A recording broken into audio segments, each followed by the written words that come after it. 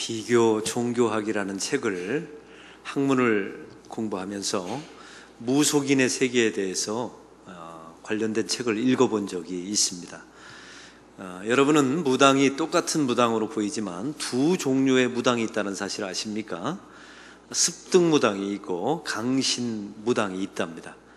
습득무당은 주역을 공부해서 통계와 확률로 때려잡는 사람, 이렇게 맞추는 사람, 이런 사람들을 습득무당이라고 하죠. 그런데 강신무당은 다르답니다. 이 사람들의 공통점은 다음과 같은 공통점이 있습니다. 무병을 앓습니다. 귀신이 그 사람에게 이제 질병을 통해서 내가 들어가는 걸 허락하면 그 병을 낫게 해주마, 이렇게 협박질을 하면서 무병을 앓게 되죠. 그때 그 무병이 너무 고통스러워서 그 잡신이, 귀신이 내게 들어오는 것을 허락합니다 라고 말하면 그제서야 무병이 낫고 신내림을 받습니다.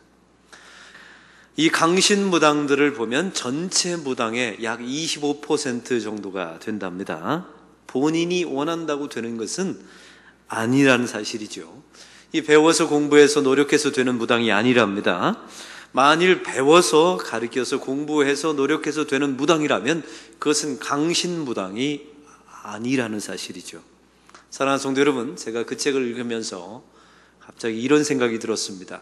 교인도 습득교인과 강신교인이 있지 않을까, 이런 생각을 해보게 되었습니다. 습득교인은 누구이십니까? 교회를 습관적으로 다닙니다. 배워서 되는 교인이죠. 열심히는 다닙니다. 나름대로 무엇인가를 해보려고 무던히 노력합니다. 그리고 시간이 지나면서 직분도 얻게 됩니다. 그런데 한 가지 문제가 있어요. 지식은 있는데 체험이 없는 겁니다. 다른 사람들에게서 주워들은 이야기는 많이 말합니다. 그런데 자기 고백이 없는 겁니다. 열심을 부린다고요? 그런데 그건 자기 자신을 위한 열심에 불과하고 자기 유익을 위한 열심이었던 것입니다. 예배의 감격 없습니다. 성령의 임재 단 한 번도 경험해 본 적이 없어요. 이게 습득교인들입니다. 공부해서 된 교인들 말이죠. 사랑하는 성도 여러분, 이런 교인에게는 구원은 없습니다. 또 하나의 교인이 있습니다. 이 사람들은 강신교인입니다. 무엇인가를 배워서 가르침을 받아서 노력해서 된 교인들이 아니죠. 하나님께서 사로잡은 사람들입니다. 자기 자신도 모르게 내가 하나님을 믿은 게 아니라 어느 순간인가 믿어지게 된 것입니다. 설명할 수는 없으나 영적 체험들이 있습니다. 예배 가운데 하나님의 성령의 임재를 경험하게 되죠. 그리고 그 예배의 감격을 맛보게 됩니다. 강신교인들은요, 배워서 된 교인들이 아니에요. 그 안에 성령께서 임하셔서 성령께 사로잡힌 교인들입니다. 노력해서 되는 교인들이 아닙니다. 어느 날 갑자기 하나님께서 찾아오시죠. 예고도 없이 말입니다. 갈대아 우리에서 우상장사하던 아브라함에게 예고도 없이 어느 날 갑자기 하나님이 찾아오셨듯이, 저 광야에서 양을 치던 다윗에게 선지자가 찾아왔듯이, 또 다메섹커스로 예수 믿는 사람들을 향하여 잡아 죽이러 가던 그 사울에게 어느 날 예고도 없이 예수님이 찾아왔듯이 말이죠. 이런 사람들에겐 공통적인 특징이 있습니다. 도덕적인 행위와 결과와 노력을 보시고 오신 것이 아닙니다. 어떤 증거도, 올만한 증거도 없습니다. 다시 말하면 구원과 하나님의 자녀됨에 복음에 내가 기여한 바가 전혀 없습니다.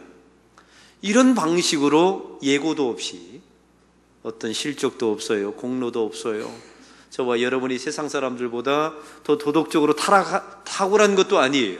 그런데 이런 방식으로 찾아오신 이유가 무엇입니까? 은혜가 무엇인지를 가르쳐 주기 위해서 하나님이 항상 이런 식으로 찾아오십니다. 오늘 성경은 습득교인처럼 보이는 아볼로를 소개합니다. 사도 바울이 2차 전도여행 중에 있었죠. 고린도에서 사역을 마치고 교회가 세워졌습니다. 이제 사역을 마치고 자기 자신을 파송한 수리아 안디옥으로 돌아가게 됩니다. 그때 거쳤던 도시가 에베소입니다. 이 에베소에서 유대 사람들에게 회당에서 복음을 전했지요. 그때 사람들이 더 함께 머물러 달라고 말했을 때 사도 바울이 이걸 거절합니다. 하나님의 뜻이면 내가 다시 돌아오게 될 것이다 라고 말하고 떠나가게 됩니다. 이 떠나면서 자기와 동행했던 브리스길라와 아굴라 부부를 남겨놓게 됩니다. 이제 사도 바울은 에베소를 떠납니다. 그런데 바로 떠나는 순간에 그 에베소에 아굴라라가 하는 사람이 도착했다라고 성경은 말씀하고 있습니다. 그러면 성경은 이 아굴라에 대해서 어떻게 말하고 있습니까? 오늘 24절을 다 같이 읽겠습니다. 알렉산드리아에서 난 아볼로라 하는 유대인 에베소에 이르니 이 사람은 언변이 좋고 성경에 능통한지라. 오늘 성경에 알렉산드리아 출신임을 말하고 있습니다. 그리스 알렉산드리아에서 지어진 신도시입니다. 이집트의 수도였으며 로마 다음으로 큰 도시였죠.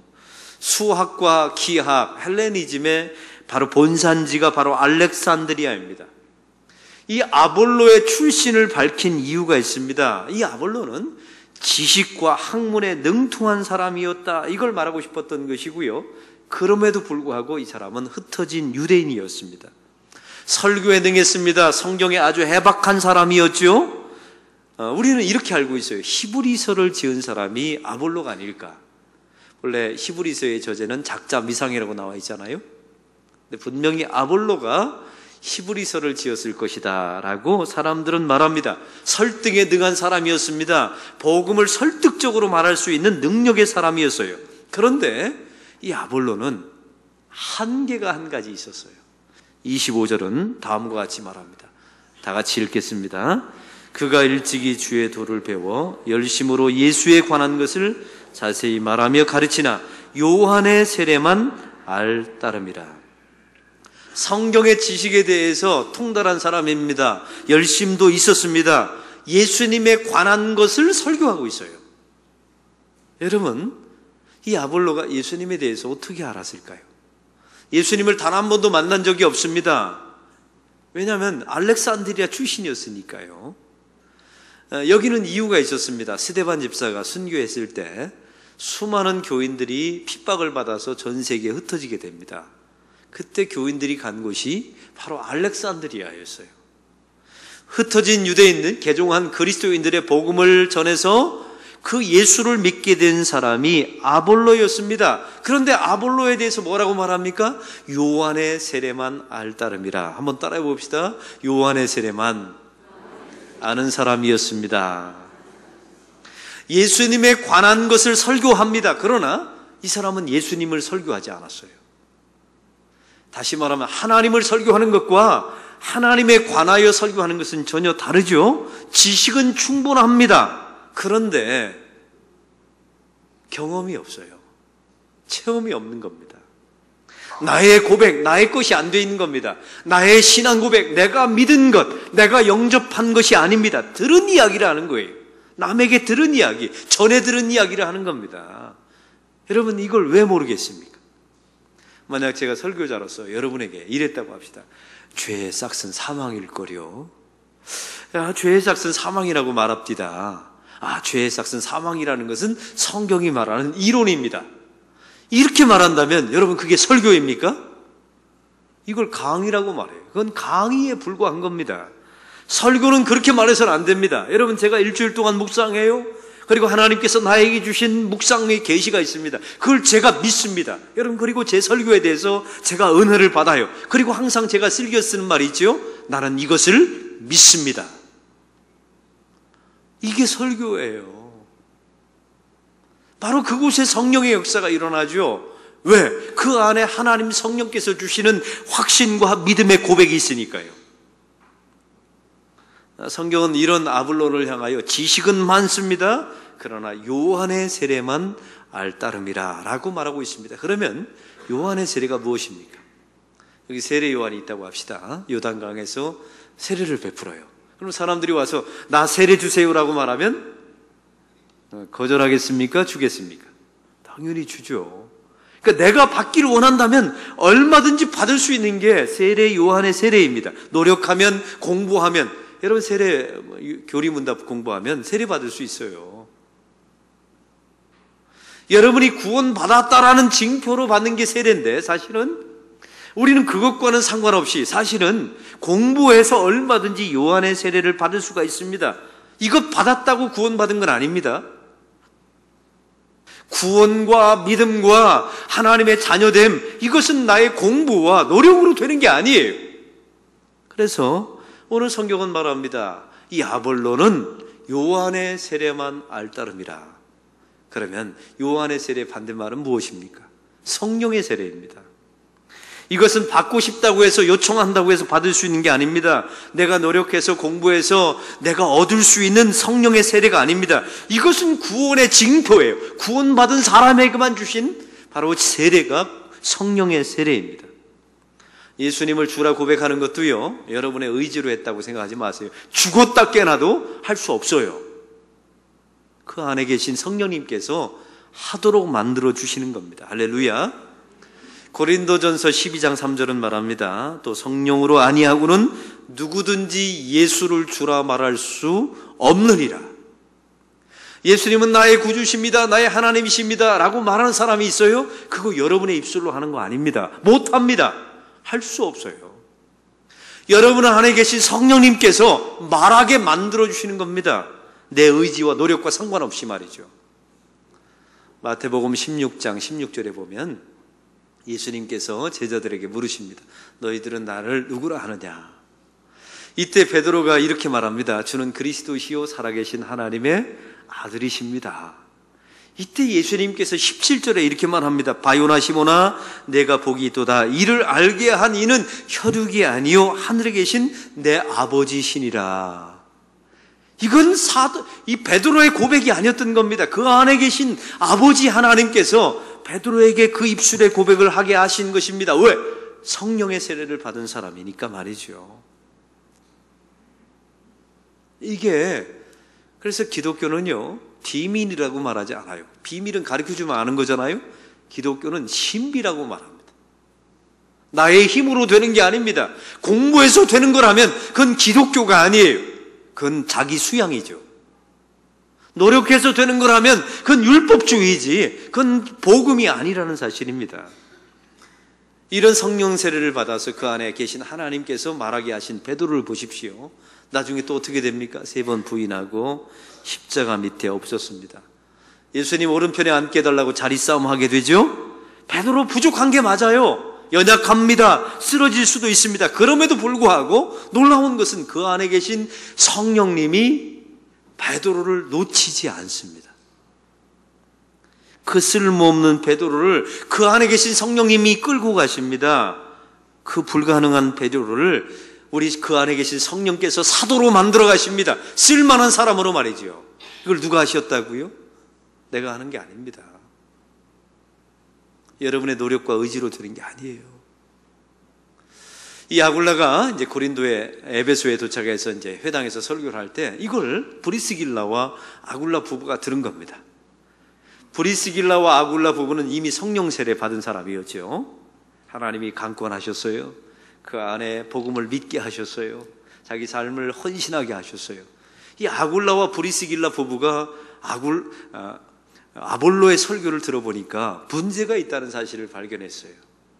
바로 이게 영적인 체험도 없고 요한의 세례만 알고 성령의 세례는 모르는 사람이라는 사실을 눈치챈 겁니다.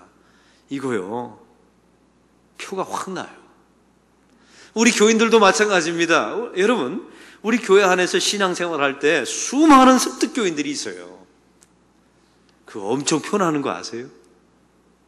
배워서 된 교인과 하나님의 강권하심으로 교인이 된 사람은 너무 달라요. 여러분, 이건 도덕적으로 깨끗하고 순결하고 이런 차원이 아니에요. 나의 힘과 나의 노력으로 무던히 노력하는 그리스도인들이 있어요. 너무 안쓰러워요. 오늘 브리스길라와 아굴라 부부가 그래서 아볼로를 조용히 부릅니다.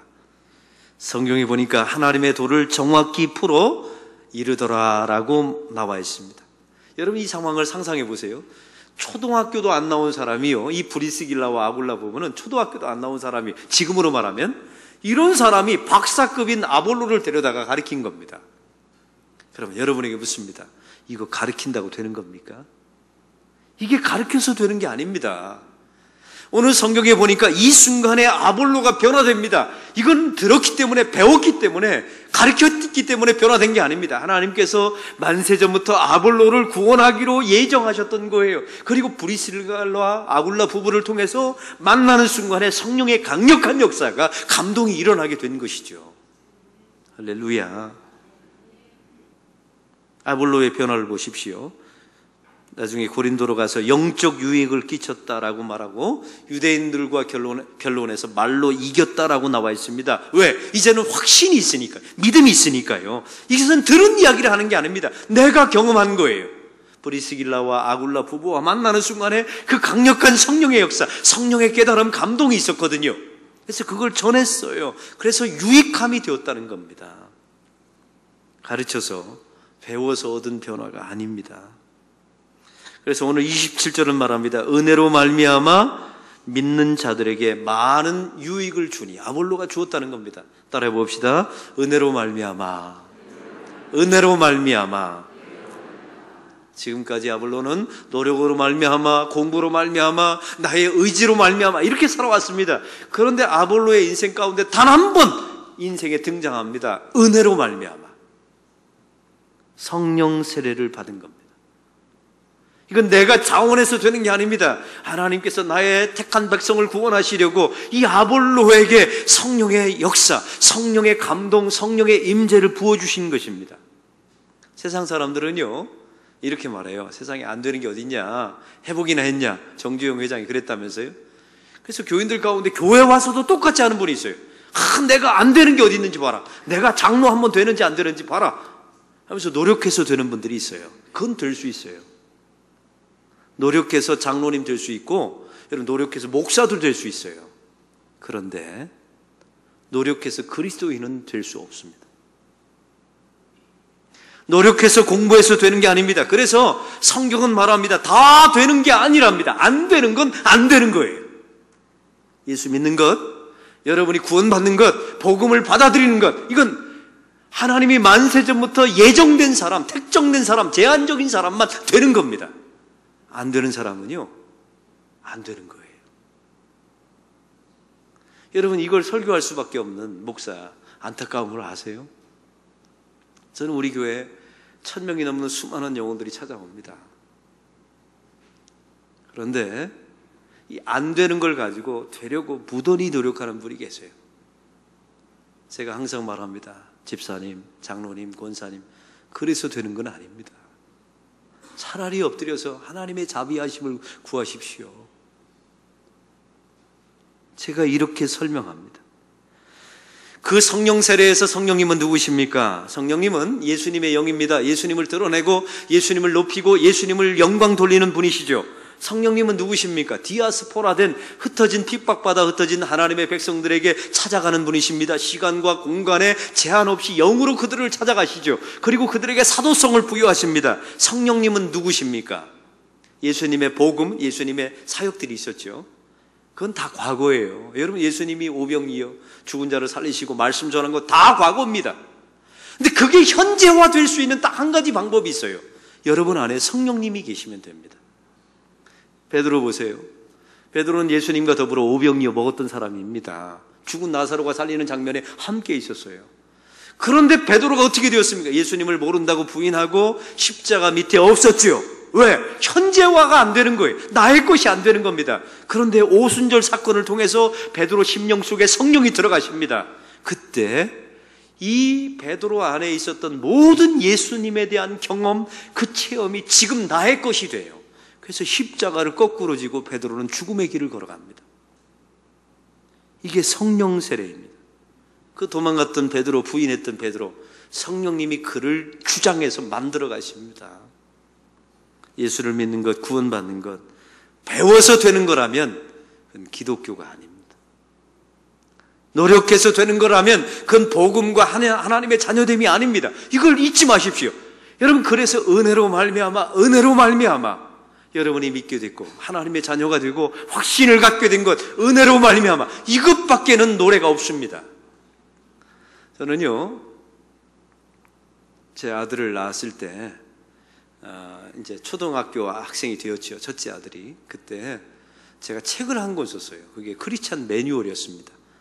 그 책을 썼던 두 가지 이유가 있습니다. 첫째는 교리를 모르는 교인들에게 제가 설명하기 위해서 썼어요. 두 번째는 제 아들이 장성하면 이 책을 읽고 예수님에 대해서, 하나님에 대해서 알았으면 좋겠다라는 마음으로 책을 썼어요. 그래서 어떻게든 쉽게 써보려고 제가 책을 썼습니다. 그런데 제가 사인까지 해가지고 제 아들한테 특별히 증정을 했어요. 아버지의 사인으로 제가 사인해서 제 아들에게 줬죠. 근데 이놈이 이걸 읽지를 않는 겁니다. 저는 제 아들과 더불어 심각하게 신앙에 대해서 대화를 나눠본 적이 별로 없어요. 왠 줄 아세요? 이게 가르쳐서 되는 것이 아니었거든요. 저도 마찬가지. 목사의 아들인데 어느 날 제가 이런 교회를 얼마나 많이 다녔습니까? 제가 얼마나 많은 성경 암송 구조를 했겠습니까? 교회 학교도 열심히 다녔죠. 근데 안 믿어지는데 어떻게 해요? 여러분, 이게 미칠 노릇이었습니다. 제가 목사의 아들인데 교회를 다니는데 안 믿어지는데 어떻게 합니까? 근데 대학교 1학년 때 히시시 수련회에 갔습니다.